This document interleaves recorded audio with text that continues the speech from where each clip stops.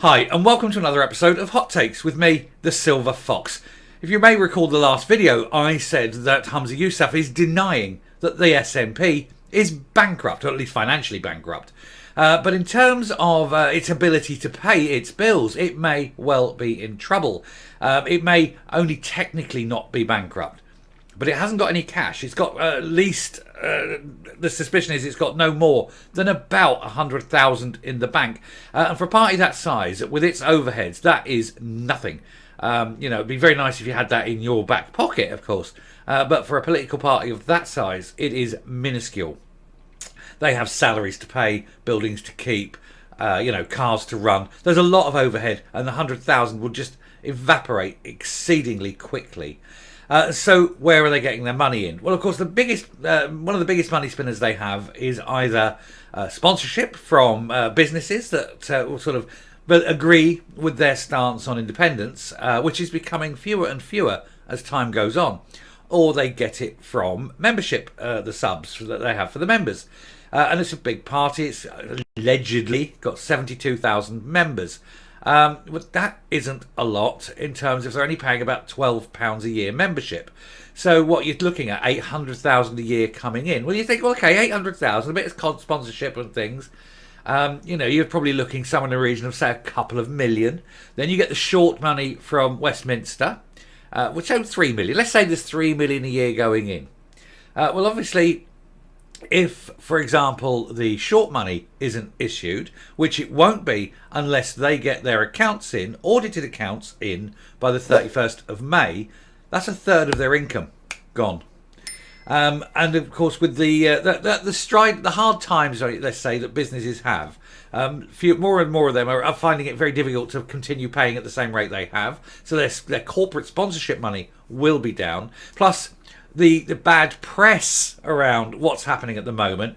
Corporations won't want to align themselves with any party that is seen to be immoral, corrupt, fraudulent, anything like that. And so they'll be holding back. They won't be willing to sort of tie themselves to these people. And so their corporate money, of course, will dry up. That leaves only really the membership, which will come, as we say, about £800,000 a year. And that's all very fine and pleasant if you've actually still got a membership, because that figure of 72,000, which was eventually seen as the true figure after Peter Murrell lied about having 104,000. Well, it turns out that may well be, well, let's not call that a lie. Let's say that it was true at the time it was published, but it's certainly a lot fewer now. The party is deeply concerned with people defecting to other parties, particularly Alex Salmond's Alba party. They're very concerned at people not renewing their membership, even if they're not actually defecting, simply because of what's going on within the party. And you had Kate Forbes writing basically a begging letter to people, please stay with the party, or if you've recently left, please consider coming back to the party. And I've always said that if the party wants to exist and go forward and simply still exist as a party, it needs to ditch its current First Minister and leader and appoint Kate Forbes, someone who at least can resonate an air of honesty and is untarnished and uncorrupted by the previous regime. So we're going to have a look at this article now to show why they are deeply worried about the defections and how close they are to actually being bankrupt again. But it is very telling that the sort of the trust that the party had for its leadership has evaporated now that Sturgeon has gone. So we'll get into that. It's rather a long header, but we will get into that now. So, SNP warned of defections as Humza Yousaf denies the party faces bankruptcy. Now, I've dealt with his denial of that in the previous video, so I won't really regurgitate much on that. But it's what's going to happen to the rump, the SNP members, once the SNP basically dissolves, or even, and this is the important thing, even before it dissolves, they're looking at possibly people leaving with immediate effect and going and joining Alba. Dozens of MSPs could switch to Alex Salmond's Alba as SNP splits over gender reform and the police probe into its finances. And there's no wonder he's laughing. Absolutely loving it. He is. He's sitting there going, We're going to be the only true independence party because the SNP is not a party for independence, it's a party for crime. The SNP warned of defections as Humza Yousaf, First Minister of Scotland, is forced to deny the party is facing bankruptcy. It comes amid concerns that dozens of MSPs will defect to Alex Salmond's Alba party as it suffers splits over the gender reforms and the police probe into its finances. You see, a lot of these people went along with the policies simply because Sturgeon had the force of personality to more or less ensure their compliance. She ruled with a rod of steel. Humza does not have that. He wishes he was Ronnie Cray, but he isn't. He isn't. He's just weak. He's very weak. He doesn't have it. People are looking at him and they're just not listening to him. He carries no authority. And so people are quite prepared to disagree with him. And having disagreed with him once and twice, now they'll disagree with him out of hand, out of spite, or just out of a sense of fun. And so I do think that him forcing through what is seen as a very unpopular act, this Gender Reform Act, will resonate with the voters. And these people are clever enough to know that if they stick with an unpopular bill like this, the people will just simply vote them out. Whereas even if they've got people that support independence, they'll simply go, yeah, the independence is a different matter. I cannot support this lunacy, and vote them out. So a lot of them will be looking at Alba and be going, I tell you what, I'll jump there. I can still push for independence, but I'm not going to be associated with the gender reform bill and all the big can of worms that is going to open. And I think that would be superb. I think that would be one of the best things. I tell you, it's beyond popcorn here. We are talking a full 5-course meal with butlers and waiting staff if that happens. Never mind the popcorn. This will be fantastic and I can't wait. And it will only take one. The first MSP that crosses the floor and joins Alex Salmond's party will lead a torrent of everyone who does not want to serve under Humza Yousaf. And it could even be more than half the SNP, which I think would be fantastic. Anyway, Alba, the pro-independence party, launched ahead of 2021 Holyrood elections, has so far failed to make an electoral breakthrough, and there have been major question marks about its long-term viability.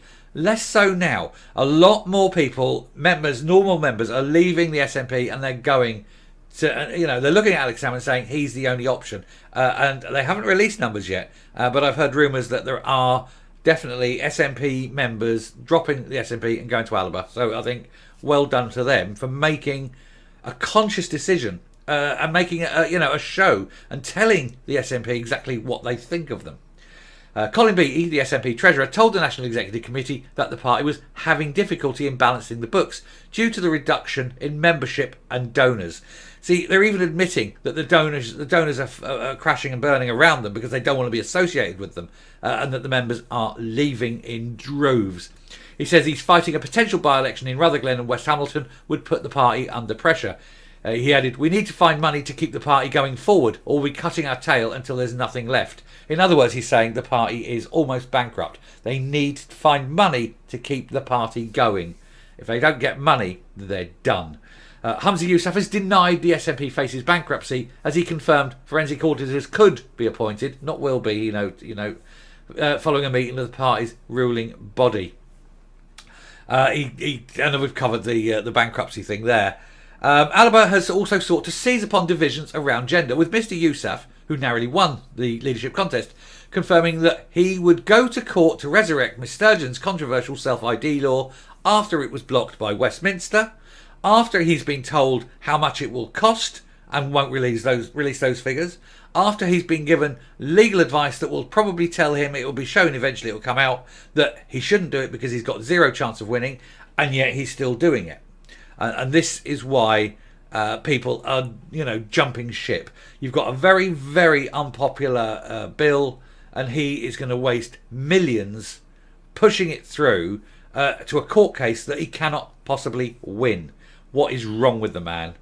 Chris McElhenney, a former SNP councillor who's now the Alba General Secretary, claimed the party was in regular discussions with around 8 SNP MSPs and 6 MPs, some of whom he believes could jump ship by the summer, assuming that the SNP is still around by summer. Senior SNP sources have admitted they have received reports of long-standing members quitting in large numbers due to a fear that they'd been taken for mugs under Miss Sturgeon. We've had 700 to 800 new members since Humza became leader. The most recent panel base poll puts us on 5%, which would be enough to win Holyrood seats across Scotland. So since Humza became leader, Alba have gained 800 members. That's members that were probably SNP. We can't guarantee, because you can't say, because of a fall in one does not necessarily mean it's a raise in the other one because of it. There's no causal linkage, but I think it's evident that at least some of them must have literally left the SNP and crossed the road, into Alba. And he said this was before Peter Murrell's arrest, so we're confident that this will increase further once they do the new set of figures. He says, we're hearing from people who are really disgruntled and they feel they can no longer ethically justify staying in the SNP. There's a lot of many reasons why you can ethically leave the SNP. They are very, very unethical. He said there will be a huge number of independent supporters looking for a new political home. Our job is to show them that we are a credible option. Mr McElhenney said, we talk a lot of the SNP politicians and there's a lot of goodwill there. We're more aligned with them on independence, gender issues, oil and gas and the Greens than they are with the current SNP leadership. And that last line, and the Greens.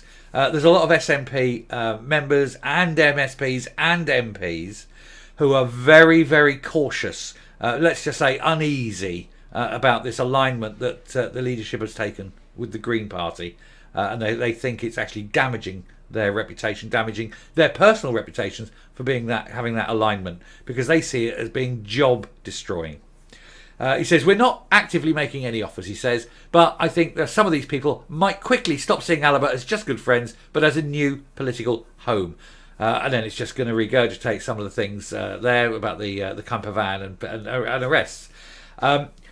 Mr Yousaf, who won the SNP leadership after 2 rounds of voting, was the only one of the 3 candidates to back Miss Sturgeon's gender ID law, which would enable Scots to change their legal sex by signing a declaration.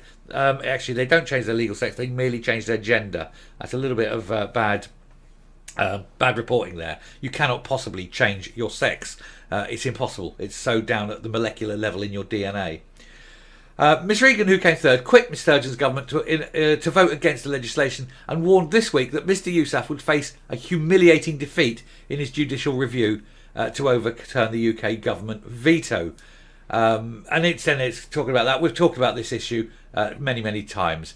But it's basically, the membership are shifting over to Alex Salmond, and it's possible now that possibly up to 8 immediately will cross the floor, as it were, and join his party in the Scottish Parliament in Holyrood, but also perhaps in Westminster. And if he did that, I think then on the day the very first one went, and especially if 8 go, that would be totally the end of both Humza Yousaf as leader, Humza Yousaf as First Minister, and the SNP in total. So watch this space. We will bring you the breaking news on this as it happens. Anyway, I'll finish there and come up. It's going to be a very long video if I don't stop now. With all the problems the SNP has got, the internal fighting, the divisions on policy, the stupid policies it's trying to force through, its damaging relationship with the Greens, its falling membership numbers, its lack of sponsorship, its court cases that it's going to lose at great expense. You have a man leading the party with no personal charisma and no authority. You have the memberships falling. You have the threat of members in both Westminster and Holyrood crossing the floor and joining Alex Salmond's crowd. One would think at that point that Humza Yousaf would admit defeat and resign.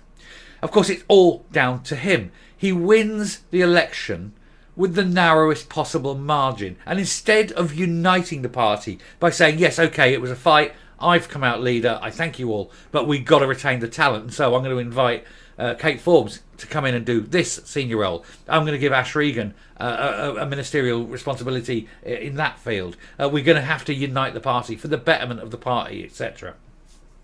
Instead of doing that, and instead of at that point having united the party and saying, well, we see that the gender recognition bill is a very detrimental thing, it's very damaging to the party, and it's also very, splitting the nation. They're very much against it. We don't want to be seen on that. And so they drop it. And then the Greens have got a choice. Do they take umbrage, get up and walk out of power, or do they sit down, shut up and put up with it? Now that is what a real leader would do. But that's not what Humza Yousaf did, because he is not a real leader. He is weak. He is uninformed. He is ignorant of political ways.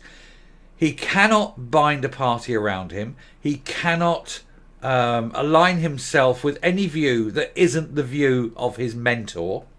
He cannot accept responsibility for the things he has done. If he was truly a leader, he would not have filled all those senior roles with his cronies. People who were given the jobs because of their loyalty, not because of their ability. And that is to the detriment of Scotland. And I pity everyone who has to suffer under that regime. Now, it won't be long. All he is doing is hastening the final end. Because, as I say, once one or two MSPs or MPs in Westminster cross that floor, join Alba, join Alex Salmond, that's the final end of the party. And it only takes one or two, as I say, and that will be it. It will be a trickle will turn into a torrent, will turn into a flood until the SNP is no more. You'll get a few hardcore diehards right at the end, foaming at the mouth, swivel-eyed loons of independence under the SNP. But I think most decent, normal people will have switched over to Alex Salmond. And I think the irony here is, of course, that the final end of the SNP, the final, if you like, the legacy of Nicola Sturgeon and Peter Murrell will be the destruction of the SNP by the man they tried to destroy. You couldn't make a film of this. If you did, if somebody made a film of the last days of the SNP, I would certainly go along, pay me £10, go in the cinema, get me popcorn, get me drink, and sit and watch that for a couple of hours. I mean, you get Ken Stott, I think, would play Alex Salmond. You'd have to get Janine Cranky in, wouldn't you? But it would be a great film. I'd certainly watch it, and I think a lot of people would. But looking at the script, people go, that can't be real. Well, that would never happen. What political party would be that stupid? Ladies and gentlemen, I present you with the Scottish National Party. Anyway, I'm going to finish there. Thank you very much for watching. If you like what you're seeing here on the channel, please hit that subscribe button, ring that bell, leave a like, leave a comment, leave a share. Do also definitely leave a like and a comment. They really help with the algorithm. But until next time, stay safe, stay well, keep watching this shit show of a circus because it is only going to get better, and goodbye.